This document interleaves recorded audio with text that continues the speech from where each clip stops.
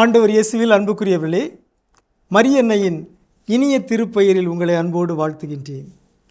மரியன்னையின் இந்த வணக்க மாதத்தில் ஒவ்வொரு நாளும் மரியன்னை மன்றாட்டில் உள்ள ஒரு திருப்பெயரை, மரியன்னையின் திருப்பெயரை உங்களோடு இணைந்து தியானிப்பதில் நான் மகிழ்ச்சி அடைகின்றேன். இன்று மாசில்லாத அன்னையே எங்களுக்காக வேண்டிக் கொள்ளும், மதர் இன் வயலேட் என்னும் மரியாவின் திருப்பெயரை நாம் தியானிப்போமாக. அன்னை மரியா மாசில்லாத அன்னை, மாசில்லாத கன்னி என்று அழைக்கப்படுகின்றார், போற்றப்படுகின்றார். திரு அவையின் தொடக்கத்திலிருந்தே அவர் மாசற்றவராக கருதப்பட்டார், வணங்கப்பட்டார். மாசு என்பது இன்று நாம் அடிக்கடி பயன்படுத்துகிற ஒரு சொல். இந்த உலகம் மாசுபட்டு விட்டது, நாம் சுவாசிக்கிற காற்று மாசடைந்திருக்கிறது, எனவே நாம் இந்த சுற்றுச்சூழலை பாதுகாக்க வேண்டும், தூய்மைப்படுத்த வேண்டும் என்கிற விழிப்புணர்வு நாம் அனைவருக்கும் வந்திருக்கிறது. எனவே மாசின்றி வாழ வேண்டும், சுற்றுச்சூழலும் மாசின்றி இருக்க வேண்டும், நம் அகச்சூழலும் மாசின்றி இருக்க வேண்டும், நம் ஆன்மாவும் மாசின்றி இருக்க வேண்டும். எனவே இந்த மாசற்ற தன்மை என்பது இறைவனுக்கு ஏற்புடைய ஒன்று. இந்த மாசற்ற தன்மையை நாம் 3 வழிகளில் பார்க்கலாம். ஆண்டவர் இயேசு மாசு மறுவற்றவராக இருந்தார். அவருடைய தாய் அன்னை மரியா மாசு மறுவற்றவராக இருந்தார். அவரை பின்பற்றி நாமும் மாசு மறுவற்றவர்களாக வாழ வேண்டும். எனவே இந்த முப்பரிமாணங்களை கொண்டதாக இந்த மாசற்ற தன்மை இருக்கிறது. 1 பேதுரு 1:19 நாம் வாசிக்கின்றோம், உங்களை விடுவிப்பதற்கு கொடுக்கப்பட்ட விலை என்னவென்று உங்களுக்கு தெரியும் என்று பேதுரு சொல்லுகிறார். என்ன விலை கொடுத்து நாம் மீட்கப்பட்டோம்? 1 பேதுரு 1:19 நாம் வாசிக்கின்றோம், மாசு மறுவற்ற ஆட்டுக்குட்டியை போன்ற கிறிஸ்துவின் உயர் மதிப்புள்ள இரத்தமாகும். ஆகவே கிறிஸ்துவுக்கு கொடுக்கப்பட்டிருக்கிற ஒரு சிறப்பு பெயர், அவர் மாசு மறுவற்ற ஆட்டுக்குட்டி, மாசு மறுவற்ற செம்மறி. அவரிடத்தில் எந்த குற்றமோ குறையோ இல்லை. பாஸ்கா பெருவிழாவின் போது ஒரு செம்மறியாட்டை பலியாக்க வேண்டும், அது மாசு மறுவற்றதாக இருக்க வேண்டும். இயேசுதான் அந்த மாசு மறுவற்ற செம்மறி, அவர் நமக்காக பலியானார் என்பது பேதுருவுடைய செய்தி. ஆகவே இந்த மாசு மறுவற்ற இயேசுவை ஈன்றெடுத்து அவருடைய தாயும் மாசு மறுவற்றவராக இருந்தார் என்பதுவே திரு அவையின் நம்பிக்கையாக தொடக்க காலம் முதல் இருந்து வருகிறது. எனவே அவர் மாசில்லாத அன்னையாக, மாசில்லாத கன்னியாக வணங்கப்படுகின்றார். காலங்காலமாக திரு அவை தந்தையர்கள் அதை பற்றி போதித்திருக்கிறார்கள், எழுதியிருக்கிறார்கள். நாமும் நம் தாயை மாசில்லாத அன்னை என்று வாழ்த்துகிறோம். அது மட்டுமல்ல, அந்த தாயை போலவே நாமும் மாசின்றி வாழ வேண்டும் என்றும் நாம் அழைக்கப்படுகின்றோம். 2 பேதுரு 3:14 இறை வார்த்தையில் நாம் வாசிக்கின்றோம், அன்பார்ந்தவர்களே, இவற்றை எதிர்பார்த்திருக்கும் உங்களை அவர் மாசு மறுவற்றவர்களாய் நல்லுறவு கொண்டவர்களாய் காணும் வகையில் முழு முயற்சி செய்யுங்கள். ஆகவே இயேசுவைப் போல, அன்னை மரியாவைப் போல நாமும் மாசு மறுவற்றவர்களாக வாழ வேண்டும் என்பதே விவிலியம் தருகிற அழைப்பு. இதே அழைப்பு 2 கொரிந்தியர் 7:1 தரப்படுகிறது. இத்தகைய வாக்குறுதிகளை பெற்றுள்ள நாம் உடலிலும் உள்ளத்திலும் மாசு எதுவுமின்றி நம்மையே தூய்மைப்படுத்துவோம், கடவுளுக்கு அஞ்சி தூய வாழ்வில் நிறைவடைவோம். ஆகவே இங்கே பவுலடியார் சற்று விளக்கமாக சொல்கிறார், உடலிலும் உள்ளத்திலும் மாசின்றி நாம் வாழ்வோமாக. எனவே பாவத்திலிருந்து நாம் விடுதலை பெற வேண்டும். ஒப்புரவு அருட்சாதனத்தின் வழியாக நம் பாவங்களை அறிக்கையிட வேண்டும். ஒருவருக்கொருவர் நாம் ஒப்புரவாக வேண்டும், நல்லுறவில் வளர வேண்டும். இதுவே மாசற்ற தன்மை.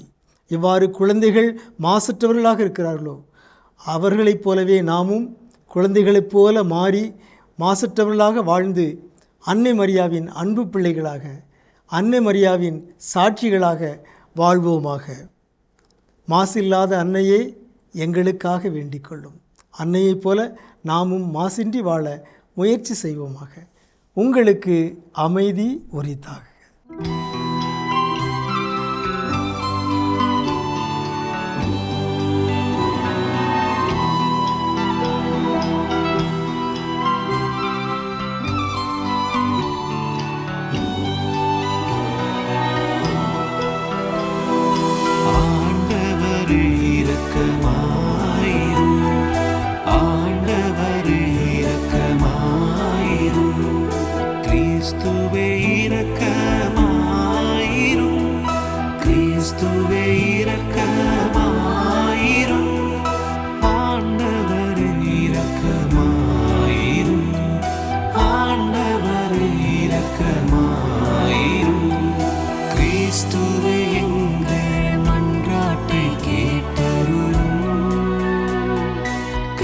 கிறிஸ்துவே எங்கள் மன்றாட்டை கேட்டருளும். கிறிஸ்துவே எங்கள் மன்றாட்டை கனிவுடன் கேட்டருளும். கிறிஸ்துவே எங்கள் மன்றாட்டை கனிவுடன் கேட்டருளும். விண்ணகத்தில் இருக்கிற தந்தையாகிய இறைவா, உலகத்தை மீட்ட திருமகனாகிய இறைவா, எங்கள் மேல் இரக்கமாயிரும். தூய ஆவியாராகிய இறைவா, தூய்மை மிகு மூவொரு இறைவா, எங்கள் மேல் இரக்கமாயிரும். புனித மரியே, இறைவனின் புனித அன்னையே, கன்னியருள் புனித கன்னியே, எங்களுக்காக வேண்டிக் கொள்ளும். கிறிஸ்துவின் அன்னையே, திரு அவையின் அன்னையே, இரக்கத்தின் அன்னையே, எங்களுக்காக வேண்டிக் கொள்ளும்.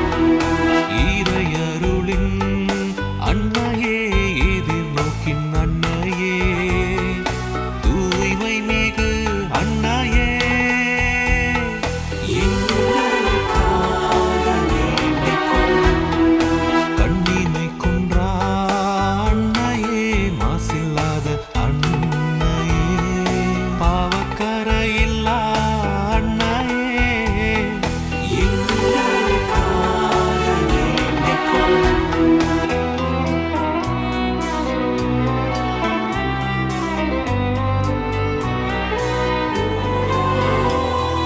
போற்றுதற்குரிய கன்னியே, வல்லமையுள்ள கன்னியே, பரிவுள்ள கன்னியே, எங்களுக்காக வேண்டிக் கொள்ளும். நம்பிக்கைக்குரிய கன்னியே, நீதியின் கண்ணாடியே, ஞானத்திற்கு உறைவிடமே,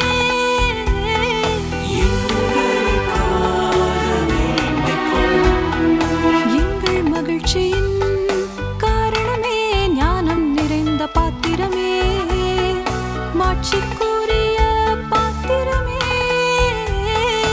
எங்களுக்காக வேண்டிக் கொள்ளும். பக்தி நிறைந்த பாத்திரமே, மறைப்பொருளின் ரோஜா மலரே, தாவீது அரசரின் கோபுரமே, எங்களுக்காக வேண்டிக் கொள்ளும்.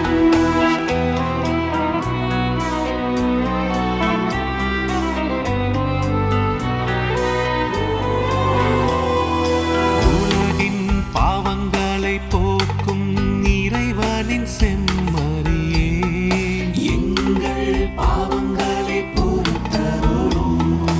உலகின் பாவங்களை போக்கும் இறைவனின் செம்மறியே, எங்கள் மன்றாட்டை கேட்டருளும்.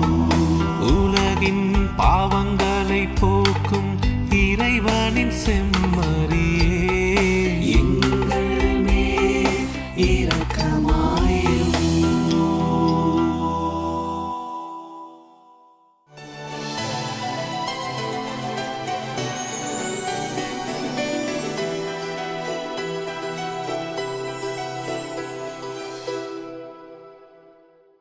வணக்கம் இனியங்களே, என் வாழ்வில் மரியா என்ற இந்த சிறப்பு பகுதியில் இன்று நாம் சந்திக்க இருப்பது பள்ளி மாணவி ஒருவரை. வாருங்கள் அவரை சந்திப்போம். வணக்கம்மா. வணக்கம். உங்க பேர் என்ன? ரான்சி. ரான்சி. என்ன படிக்கிறீங்க? 12th முடிச்சிருக்கீங்க. மரியன்னைன்னு சொன்ன உடனே உங்களுக்கு என்ன ஞாபகத்துக்கு வரும்? மரியன்னைன்னு சொன்னா அவங்க ஸ்பெஷல் ஹியூமன் மாதிரி, அவங்க கடவுள் வந்து அவங்கள தேர்ந்தெடுத்து, மரியாதையை தேர்ந்தெடுத்து அவங்க உருவத்துல பிறந்திருக்கிறது ஸ்பெஷல் எனக்கு. ஓ, அது ஞாபகத்துக்கு எனக்கு வருது. ஓகே. மரியன்னையிடம் பிடித்தது என்ன? அன்பு, பரிவு, பொறுமை, இரக்கம். இது பிடிக்கும். இதான் அன்பு, பரிவு, பொறுமை, இரக்கம், இரக்கம். இது பிடிக்கும். நீங்க மரியன்னை கிட்ட ஏதாவது கத்துருக்கீங்களா? அவங்க அன்பு, அவங்க எல்லாருக்கிட்டையும் அன்பு பகிர்வாங்க. அந்த மாதிரி நானும் எல்லாருக்கிட்டையும் ஃப்ரெண்ட்ஸ் கிட்ட, ஃபேமிலி கிட்ட எல்லாத்தையும் அன்பா இருக்கணும் அப்படின்ட்டு அப்படின்னு கத்துருக்கீங்க. கத்திருக்கேன். செயல்படுத்துறீங்களா அதை? எல்லாரும் கூடயும் அன்பா இருக்கீங்களா? அன்பா இருக்கு. ஓகே. அப்போ கோவம் உங்களுக்கு வராது யாரோ கோவப்படுத்தினா? கொஞ்சம் கண்ட்ரோல் பண்ணிருக்கேன். கண்ட்ரோல் பண்ணிருக்கீங்க. சரி, மரியன்னை கிட்ட நீங்கள் வேண்டுதல் செஞ்சு அவருடைய பரிந்துரையால ஏதாவது வரம் கிடைச்சிருக்கா? நான் ஹாஸ்பிட்டலில் டெங்குவால் அட்மிட் ஆயிருந்தேன். அட்மிட் ஆயிருக்கும் போது அப்போ வந்துட்டு அம்மாலாம் ரொம்ப கஷ்டப்பட்டாங்க. நான் ரொம்ப இதுவாக இருந்தேன்.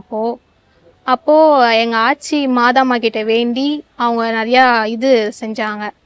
காணிக்கை செய்கிறது, அப்புறம் சாப்பாடுலாம் இது பண்ணுறது, அதெல்லாம் பண்ணி அதுக்கப்புறம் 1 வீக்ல எனக்கு சரியாகி நானும் அப்படியே டிஸ்சார்ஜ் ஆகி வீட்டுக்கு வந்துட்டேன்.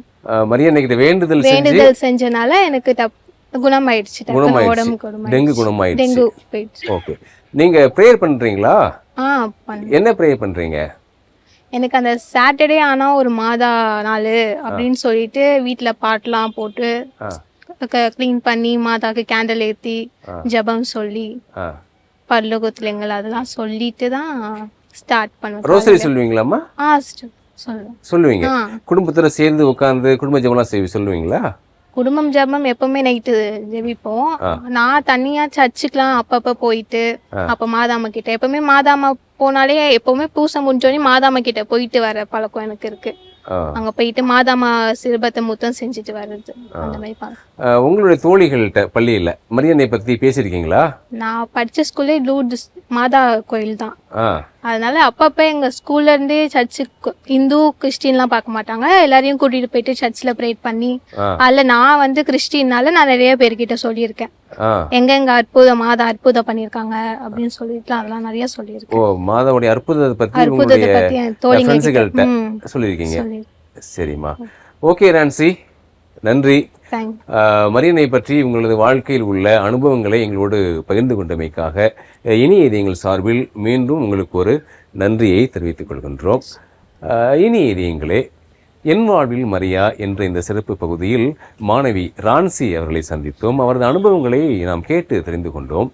மீண்டும் நாளை மரியன்னை பக்தரை ஒருவரை சந்தித்து அவரது அனுபவங்களை நாம் கேட்டு தெரிந்து கொள்வோம். அதுவரை நன்றி, வணக்கம். மரியே வாழ்க.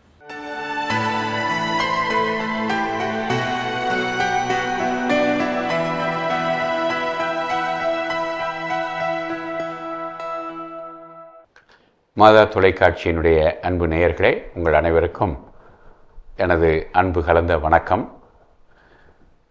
அன்னை மரியாவை மாசு இல்லாத அன்னை என்று நாம் போற்றுகிறோம். நம் எல்லோருக்கும் அறிமுகமான பியேத்தா என்று சொல்லப்படுகிற வியாகுல அன்னையினுடைய படம் அல்லது சிற்பம் நமக்கு அறிமுகமான ஒன்று. அந்த பளிங்கு சிற்பத்தை மைக்கேல் ஆஞ்சலோ உருவாக்கிய போது திருத்தந்தை இறையியல் அறிஞர்களை அழைத்து எப்படி இருக்கிறது என்று கேட்டார். அதிலே சிற்ப குற்றம் இல்லை, கலை குற்றம் இல்லை, ஆனால் பொருள் குற்றம் இருக்கிறது. தாய் மகனை விட இளமையானவராகவும் தாய் மகனை விட அழகானவராகவும் இருக்கிறார் என்று இறையியல் அறிஞர்கள் எதிர்ப்பு தெரிவித்திருக்கிறார்கள். அதற்கு விளக்கம் கேட்ட பொழுது மைக்கேல் ஆஞ்சலோ அவர்கள் சொல்வது உண்மைதான், ஆனால் பாவம்தான் ஒருவரை அதிக வயது உடையவராகவும் மூப்பு உடையவராகவும் அசிங்கமானவராகவும் மாற்றுகிறது. அன்னை மரியாவிடம் மாசு இல்லாத காரணத்தினால் அவர் என்றும் இளமையாக இருக்கிறார். அவரிடம் மாசு இல்லாத காரணத்தினால் அவர் மகனை விட இளமையானவராக காட்சி தருகிறார் என்று சொன்னார். மகன் எப்படி அவரை விட தன்னுடைய தாயை விட அசிங்கமானவராகவும் வயதில் மூப்பு உடையவராகவும் இருக்கிறார் என்பதற்கு அவர் சொன்னார், நம்முடைய பாவங்களை எல்லாம், உலக பாவங்களை எல்லாம் ஆண்டவர் இயேசு சுமந்ததால் அவர் வயதானவராகவும் அசிங்கமானவராகவும் காட்சி தருகிறார் என்று சொன்னார். எனவே மாசு, பாவம் நம்மை விரைவில் வயது உடையவர்களாகவும் அழகற்றவர்களாகவும் நோயுடையவர்களாகவும் மாற்றுகிறது. அன்னை மரியா மாசற்றவராக இருந்ததனால் அழகின் முழுமை என திகழ்ந்தார். எனவேதான் அழகின் முழுமையே தாயே என்று நாம் பாடுகிறோம். அந்த அன்னையை பின்பற்றி நாம் அழகின் முழுமையை பெற மன்றாடுவோம். இறைவா, உடைய திருமகன் இயேசுவை சுமந்த அன்னை மரியா மிக அற்புதமான அழகின் முழுமையாக திகழ்ந்தார். அதற்கு காரணம் மாசின்மையை அவர் நேசித்தார், மாசின்மையை அவர் வாழ்ந்து காட்டினார். நாங்களும் மாசற்றவர்களாக வாழ்ந்து அன்னை மரியாவிடம் விளங்கிய அற்புதமான அந்த பண்பை இளமையாகவும் அழகாகவும் இருந்து வாழ்ந்து உம்முடைய கரங்களில் அந்த அற்புத கொடைகளை பெற்றுக்கொள்வதற்கு நாங்கள் தகுதியுடையவர்களாக மாறச் செய்தரலும் எங்கள் ஆண்டவராகிய கிறிஸ்து வழியாகவும் கொண்டாடுகிறோம். ஆமேன். எல்லாம் உள்ள இறைவன், தந்தை, மகன், தூய ஆவியார் உங்களை ஆசீர்வதிப்பாராக. மரியே வாழ்க. இயேசுவுக்கு புகழ். இயேசுவுக்கு நன்றி.